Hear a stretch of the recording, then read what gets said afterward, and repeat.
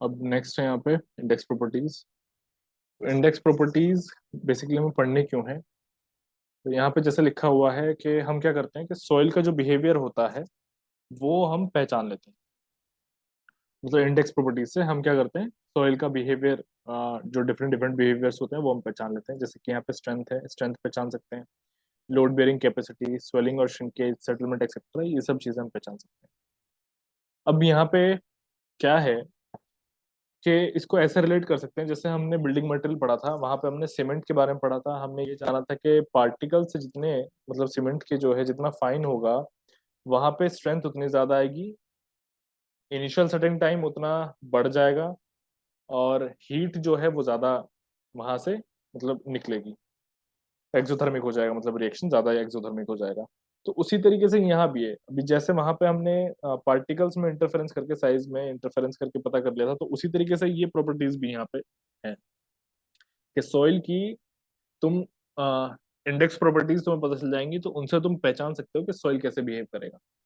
तो यहाँ पे कोर्स सॉइल जो होता है उसके बारे में और है कि कोर्स सॉइल में हम पार्टिकल साइज, रिलेटिव डेंसिटी और ग्रेन शेप, ये तीन चीजों को पढ़ते हैं उसको पहचानने के लिए, उसके बिहेवियर को पहचानने के लिए। फाइन सॉइल में हम ये दो चीजों को पढ़ रहे होते हैं, जो कि होता है एटरबर्ग लिमिट और कंसिस्टेंसी, ताकि हमें ये पता चल सके कि फाइन सॉइल का बिहेवियर कैसा है। ठीक है। अब ग्रेन साइज एनालिसिस आ जाते हैं, इसको करते हैं। तो ग्रेन साइज एनालिसिस को हम मैकेनिकल एनालिसिस या फिर पार्टिकल साइज एनालिसिस भी कहते हैं। इसमें बोल्डर जो है उसका साइज 300 mm से ज्यादा होता है, कॉबल्स का साइज 300 से 80 mm होता है। अब ये जो है ये 300 से गिरता ही चला जाएगा नीचे की तरफ। तो 80 टू 4.75 mm ग्रेवल होता है।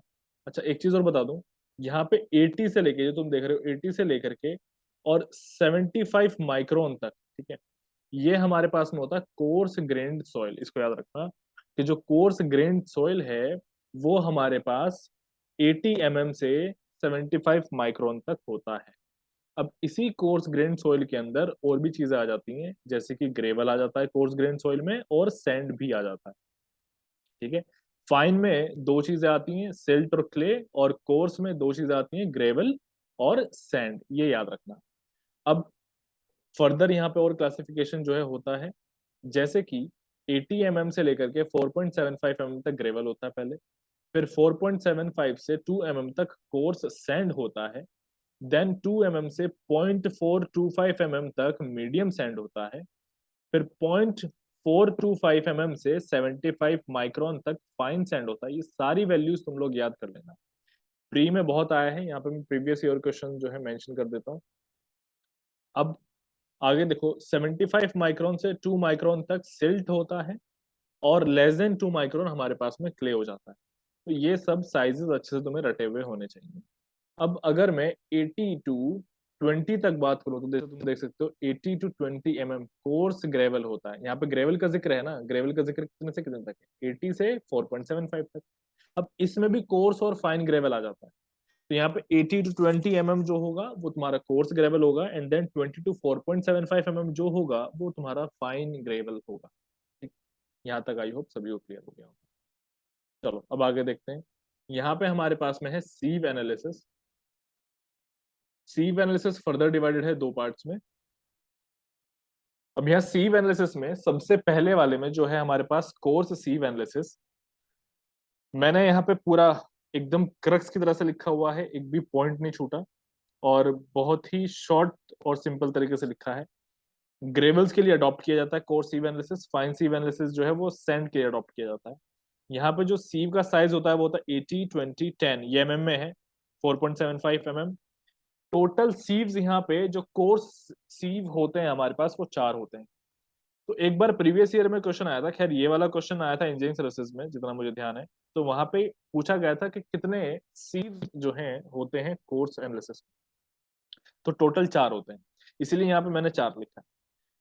उसी तरीके से यहाँ पे अगर मैं सीव एनालिसिस करूँ फाइन, अपना मतलब, या फिर कह सकते हैं कि फाइन सीव एनालिसिस में कर रहा हूँ, तो यहाँ पे हमारे पास साइज होता है 2 mm, 1 mm, 600 micron, 425 micron, 212 micron, 150 micron, 75 micron. तो टोटल 7 नंबर ऑफ सीव्स हमारे पास होते हैं। और अगर दोनों का टोटल कर दे तो दोनों का टोटल मिला के होता है 11 सीव्स। ठीक है। एनालिसिस यहाँ पे हमेशा ड्राई होता है कोर्स में, और फाइन में वेट होता है। रीजन क्या है? रीजन ये है कि जो तुम्हारा फाइन सैंड वगैरह होता है, एग्जांपल के तौर पे ले लो क्ले, वो क्या होता है, वो स्टिक हो जाता है तुम्हारे सीव्स में। तो उसको प्रॉपरली पास कराने के लिए हम उसको वाटर में मिक्स कर देते हैं। ठीक है, तो इसीलिए यहाँ पे वेट एनालिसिस किया जाता है। तो इसीलिए यहाँ पे रीजन लिखा है कि ड्राई और वेट एनालिसिस इज डन, दोनों यहाँ पे किए जाते हैं। यहाँ पे सिर्फ ड्राई एनालिसिस किया जाता है। स्मॉलेस्ट सीव जो हमारे पास में है वो है 75 माइक्रोन का, प्रीवियस ईयर में आया हुआ क्वेश्चन है ये। यहाँ पे तुम देख सकते हो 75 माइक्रोन लिखा। यहाँ पे हमारे पास में कोड है सीव्स के लिए, वो है 1498-1970। अब ये जो सीव्स हैं ये बेसिकली होते क्या है, ये जो ओपनिंग होती हैं, जो स्क्वायर की ओपनिंग होती है, उनका साइज होता है, ठीक है, एमएम में। नेक्स्ट देखो, मटेरियल जो पास हो जाता है बॉटम मोस्ट सीव से, यानी कि कह सकते हैं कि 75 माइक्रोन वाली सीव से जो जो मटेरियल पास हो जाता है उसको हम यूज करते हैं सेडिमेंटेशन एनालिसिस के लिए। ठीक, सॉइल जो हमारा क्लेई है नेचर में, ठीक है, उसमें फाइन फ्रैक्शन हम पास नहीं कर सकते इजीली 75 माइक्रोन की सीव से ड्राई कंडीशन में, इसीलिए उसको वाटर में मिक्स करते हैं। यही वो रीजन था जो जस्ट अभी मैंने बताया। ठीक, अब यहाँ पे हम क्या करते हैं, एक एक्स्ट्रा चीज और ऐड कर देते हैं। वो क्या होता है, 2 ग्राम सोडियम हेक्सा मेटाफॉस्फेट 1 लीटर में मिलाया जाता है। ठीक है, ये क्यों मिलाया जाता है, ताकि लंप्स का फॉर्मेशन ना हो, पार्टिकल्स आपस में ना चिपके। ठीक है, इसीलिए सोडियम हेक्सा मेटाफॉस्फेट जो है वो मिलाया जाता है। एक मटेरियल और होता है सोडियम हेक्सा मेटाफॉस्फेट के साथ साथ, वो होता है सोडियम सिलिकेट, इसको भी यूज करते हैं, और सोडियम ऑक्जेलेट, इसको भी यूज करते हैं, डिफ्लोक्युलेटिंग एजेंट्स होते हैं।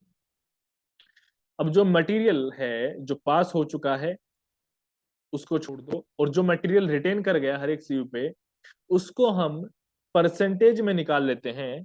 ठीक है, किसकी परसेंटेज में निकालते हैं, टोटल सैंपल की परसेंटेज में निकाल लेते हैं, और कहते हैं कि इतना सैंपल जो है वो रिटेन कर गया, इतना सैंपल रुक गया हमारे सीव पे, इतना परसेंट रुक चुका है। अब परसेंटेज उस मटेरियल का जो कि फाइनर है, ठीक है, अब इसका मतलब क्या होता है, the percentage material finer than a sieve size is obtained by subtracting this from 100। तो ये कह रहा है कि जो मटेरियल रिटेन कर चुका है उसकी सबसे पहले आपने परसेंटेज निकाली, देन आप क्या करेंगे, जो मटेरियल फाइन है ना, मतलब क्या हुआ, ये मेरे पास में एक सीव है, इस सीव पे मान लो 10% मटेरियल रिटेन कर गया, तो इसका मतलब 90% क्या है, फाइनर है। तो वो इसी को कह रहा है कि हम जो फाइनर मटेरियल का परसेंटेज होता है जो पास कर जाता है, उसको 100 में से इस वाले का माइनस करके निकाल लेते हैं। जैसे कि अगर 10% मेरा रिटेन कर गया तो बाकी का 90% पास हो गया। और हमारे लिए ये जो पास हो चुका होता है, जो परसेंटेज फाइनल होता है, यही इंपॉर्टेंट इसी को निकालना होता है, इसी के ऊपर न्यूमेरिकल आता है। ठीक है, चलो अभी यहाँ पे देखते हैं, एक मैंने टेबल जो है बनाया, अपना एक ग्राफ मैंने बनाया हुआ है यहाँ पे, जस्ट अ सेकंड। तो यहाँ पे मैंने ग्राफ बनाया, एक लिया मैंने परसेंटेज फाइनर बाय वेट, और एक मैंने लिया यहाँ पे सीव साइज या फिर पार्टिकल साइज एमएम। और ये लॉग स्केल पे है, ये है लॉग स्केल पे। ठीक है, लॉग स्केल पे जब हम इसको लेंगे तो क्या होगा, नीचे वाला ग्राफ जो है ये देखो तुम, जैसे ही मैं लॉग स्केल पे लूंगा तो ये वाला ग्राफ इस नीचे वाले ग्राफ में कन्वर्ट हो जाता है। लॉग स्केल में हम क्यों लेते हैं, ताकि कैलकुलेशंस भी इजी हो सके। तो अभी फिलहाल समझ लेते हैं। सबसे पहले परसेंटेज फाइनर है 100% फाइन, 80% फाइन, 60% फाइन, 40%, 20%, 0%। तो इस तरीके से परसेंटेज फाइनल मेरे पास में है बाय वेट। ठीक है, तो यहाँ पे ये 100% कैसे आया है, यहाँ पे तुम एक ये भी देख सकते हो कि सीव का साइज जो है यहाँ पे 100% के लिए काफी ज्यादा है ना। तो इसका मतलब क्या होता है कि जो तुम्हारा सीव है, सपोज करो अगर मैं 100 mm का ले लेता हूँ, अभी एज एन एग्जांपल ले रहा हूँ, उसके नीचे मैं यहाँ पे ले लेता हूँ 90 mm का सीव, सिर्फ समझाने के लिए ले रहा हूँ। तो 100 में से तो obviously most of the particles pass हो ही जाएंगे। तो यानी कि इस 100 mm की सीव के लिए 100% हमारा क्या हो गया, परसेंटेज फाइनर हो गया, यानी कि 100% पार्टिकल्स फाइन थे, पतले थे, जो पास हो चुके हैं, यानी कि सारे पास हो चुके हैं। इसका मतलब ये, इस ग्राफ को ऐसे समझा जाता है। अब लॉग स्केल पे क्या होगा, सेम यही चीज को मैं यहाँ पे लॉग स्केल पे लेके आ गया। अब लॉग स्केल पे यहाँ पे मेरे पास एक वैल्यू 60, यहाँ पे 30 एंड यहाँ पे 10। तो यहाँ से मैंने देखा इस तरीके से कि यहाँ पे मेरा जो साइज है वो आ रहा है D60 मतलब जो साइज है उसको मैंने यहाँ पर डिनोट किया D60, किसके लिए? 60% फाइनर पार्टिकल्स के लिए D60 से डिनोट किया। D30 30% फाइनर पार्टिकल्स के लिए। D10 10% फाइनर पार्टिकल्स के लिए। अब अगर मैं साइज की बात करूं तो यहाँ पे हमारे पास D60 ज्यादा होता है, D30 कम होता है उससे, एंड देन D10 सबसे कम होता है। D60 क्या है? Size of particle such that 60% of particles are finer than this size. तो ये है उन पार्टिकल्स का साइज जो ये बता रहे हैं कि 60% पार्टिकल्स इस साइज से छोटे हैं, ये इसका मतलब। ठीक है, अब आगे देखो। अब ये एक ग्राफ है, तुम प्रीवियस ईयर के क्वेश्चन जब उठा करके देखोगे, जेई में ये ग्राफ पूरा पूरा दे करके एग्जैक्टली पूछ लिया गया था एसएससी जेई में, और ईएससी गेट बाकी सब, और जो ए के एग्जाम्स होते हैं उसमें भी आया हुआ है ये साफ साफ। तो देखो इस ग्राफ को समझते हैं। अभी सबसे पहले तो हेडिंग देख लो, various types of curves obtained in sieve analysis are classified as follows. तो जब हमने सीव एनालिसिस किया उसमें जो कर्व्स बने वो हमने यहाँ पे क्या किए हैं, बनाए हुए हैं।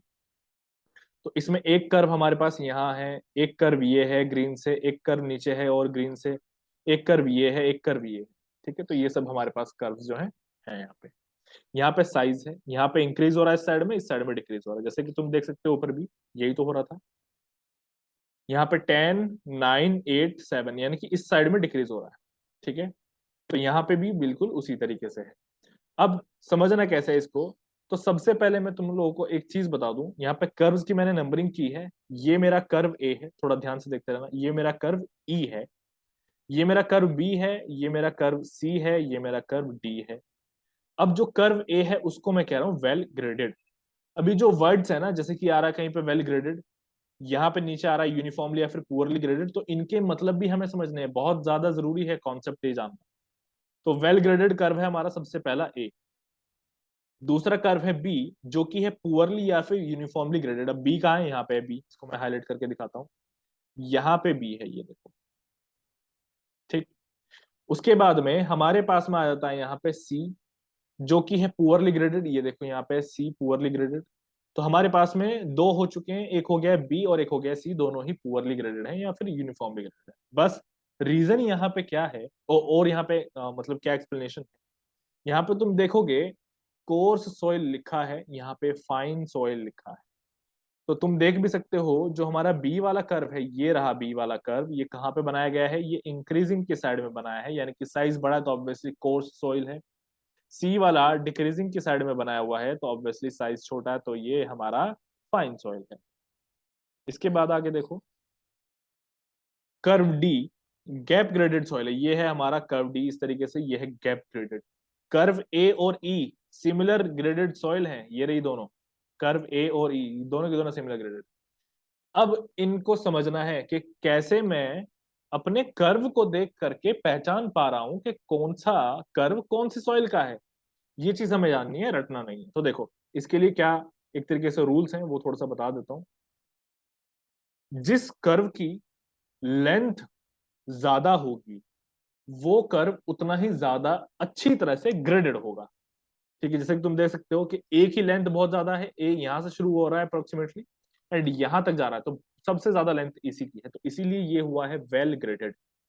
उसके बाद नेक्स्ट में आ जाओ, बी को देखो, बी यहां से शुरू हो रहा है एंड यहाँ पे ही खत्म हो जा रहा है, यानी कि इतनी सी इसकी लेंथ है यहां से यहां तक। तो इसी वजह से ये है poorly graded. In the same way C भी हमारा पुअरली ग्रेडेड है। ठीक, अब यहाँ पे ग्रेप जो लिखा है नेक्स्ट हमारा डी के लिए, गैप ग्रेडेड सॉइल, इसका मतलब क्या होता है? अब तुम देखो यहाँ पे इस तरीके से हुआ पहले, फिर नीचे आ गया, फिर ऐसे हुआ, फिर नीचे आ गया, फिर ऐसे हुआ। तो यहाँ पे क्या हो रहा है कि इसकी जो ग्रेडेशन है वो सही नहीं है, इसीलिए इसको हमने गैप ग्रेडेड बोला है। ठीक है, ये कर्व इसी तरीके से इसलिए बना है। अब तुम ए को और ई को देखो तो तुम देखोगे कि दोनों के दोनों ऑलमोस्ट क्या है? सिमिलर है, पैरेलल है, तो इसीलिए इनको बोलते हैं सिमिलरली ग्रेडेड सॉइल। अब सिमिलरली ग्रेडेड सॉइल कोई भी हो सकती है, मान लो सी के जैसा ही मैं एक और कर्व बना दूं तो ये भी मेरा क्या होगा? सिमिलर ग्रेडेड सॉइल होगा। किससे? सी से। ठीक है, तो सिमिलर ग्रेडेड सॉइल तो किसी के लिए भी बनाई जा सकती है। अब यहाँ पे जरा समझो, जैसे कि मैंने बताया तुम लोगों को, एक तो तुम्हें लेंथ को याद रखना है, जैसे तुम यहाँ पे देख रहे हो लेंथ के बारे में मैंने बताया है। दूसरा थोड़ा सा तुम क्या देखोगे, उसकी जगह, उसकी पोजीशन देखोगे तो यहाँ पे जैसे बी को मैं देख रहा हूं तो इसकी पोजीशन कहाँ पे है, इंक्रीजिंग साइड में, तो यानी कि कोर्स के लिए हो गया। सी की पोजीशन कहाँ पे है, डिक्रीजिंग साइड में, तो फाइन के लिए हो गया। तुम और देखो, ए को अगर मैं देखूं तो वो कोर्स की साइड भी है एंड फाइन की साइड भी है, तो वो हमारा इसी वजह से भी क्या है, वेल ग्रेडेड है। ठीक है। अब वेल ग्रेडेड क्या होता है, वेल ग्रेडेड का मतलब होता है एक ऐसी सॉइल जिसमें सभी साइजेस जो हैं प्रेजेंट हैं।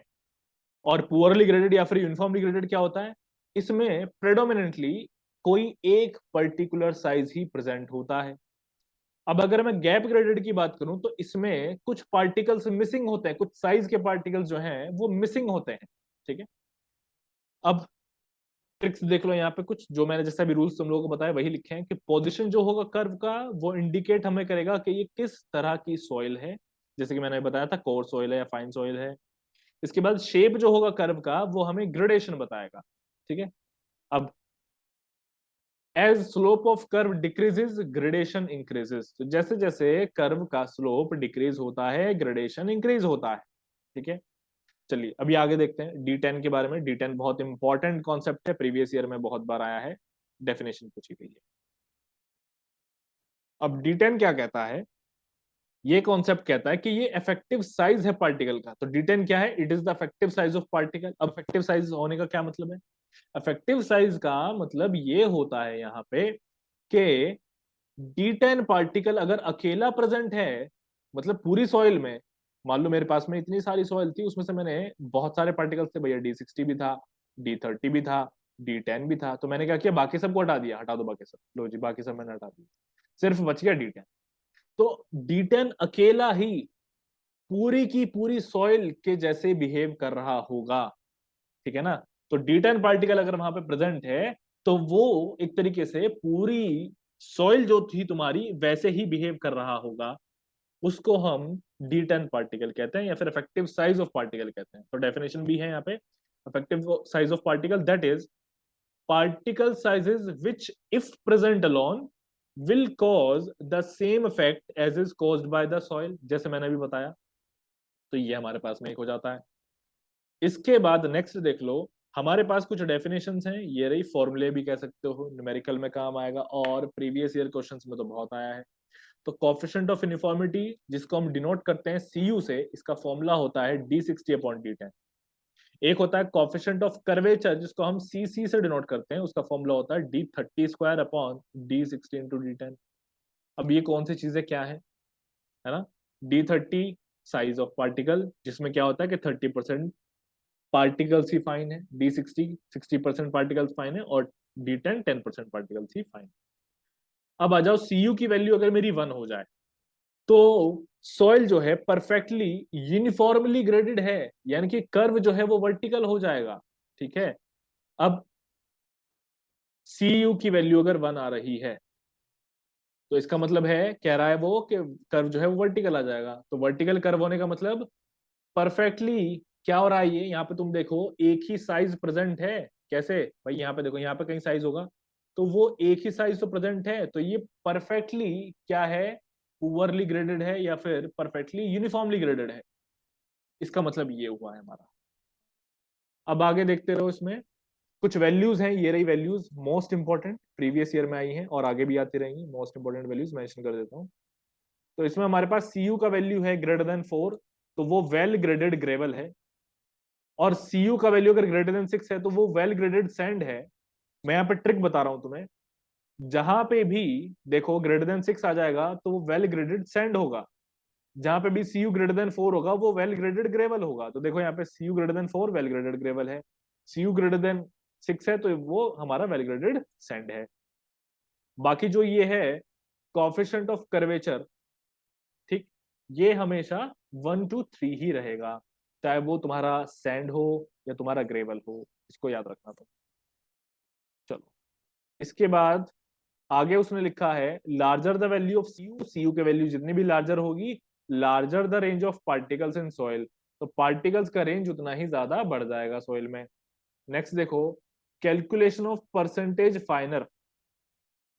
अब परसेंटेज फाइनर को हम डिनोट करते हैं कैपिटल N से, और इसके लिए जो हम टेबल बनाते हैं वो मैंने यहाँ पे शॉर्ट में लिखी हुई है।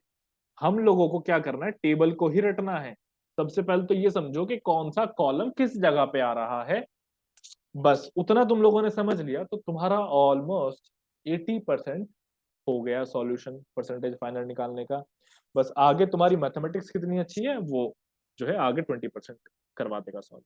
तो यहाँ पे देखो, सबसे पहला हमारा होता है नंबर 1 कॉलम आईएस सीव के लिए, दूसरा होता है मास रिटेन्ड के लिए, यानी कि कितना मास हर एक सीव पे रुक चुका है। इसके बाद आता है परसेंटेज रिटेन्ड, सॉरी ये मास रिटेन्ड था, ये परसेंटेज रिटेन्ड है कॉलम 3। तो परसेंटेज रिटेन्ड तुम निकाल ही लोगे भैया, टोटल मास तुम्हें पता है और कितना रिटेन करेगा उसको ऊपर लिखो, तो इस तरीके से ये निकल जाएगा। फिर फोर्थ है क्यूमुलेटिव परसेंटेज रिटेन्ड, ये भी निकालना तुम लोग जानते हो, मैथ सबने कर रखी है। उसके बाद परसेंटेज फाइनल एन, तो इसको कैसे निकालेंगे, हम यहाँ पे कॉलम नंबर 4 को 100 में से सब्ट्रैक्ट करते चले जाएंगे तो यहाँ हमारे पास परसेंटेज फाइनल आता चला जाएगा। ठीक है, इस तरीके से ये टेबल बनेगा और ऐसे ही सॉल्यूशन होने भी हैं।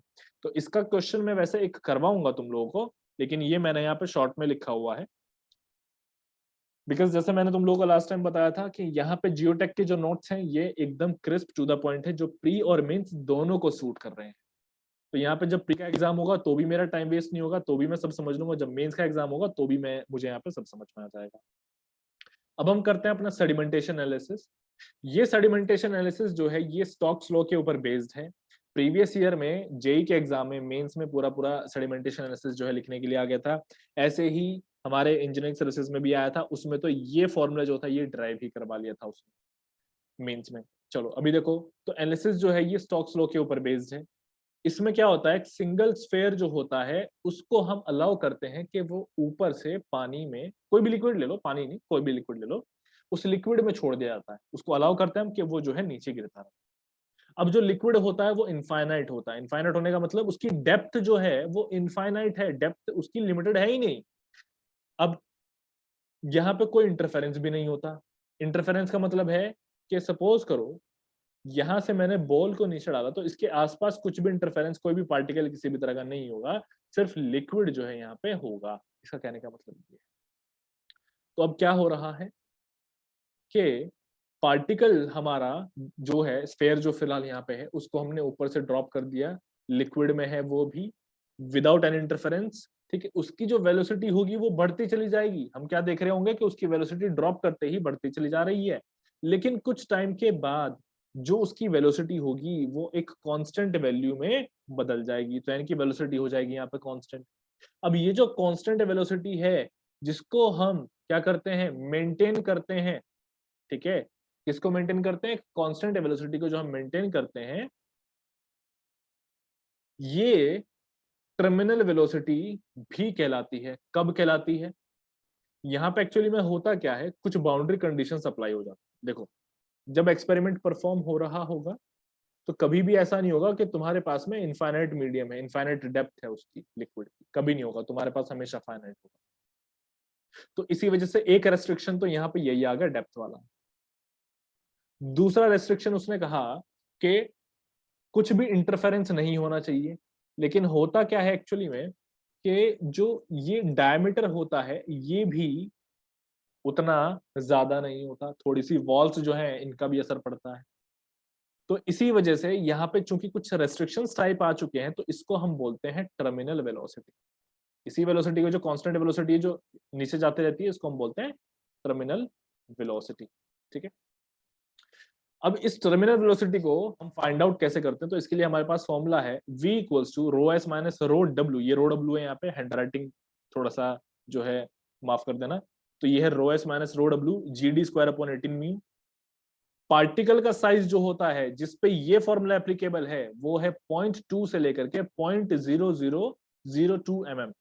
अगर पार्टिकल का साइज 0.2 mm से ज्यादा हो जाए तो टर्बुलेंट मोशन हो जाएगा, और अगर पार्टिकल का साइज 0.0002 mm से कम हो जाए तो ब्राउनियन मोशन हो जाएगा। अब सेडिमेंटेशन एनालिसिस जो होता है वो दो तरीके से परफॉर्म किया जाता है, एक होता है पिपेट और दूसरा होता है हाइड्रोमीटर एनालिसिस। ये दो मेथड्स हमारे पास में हैं, उनको भी हम पढ़ेंगे।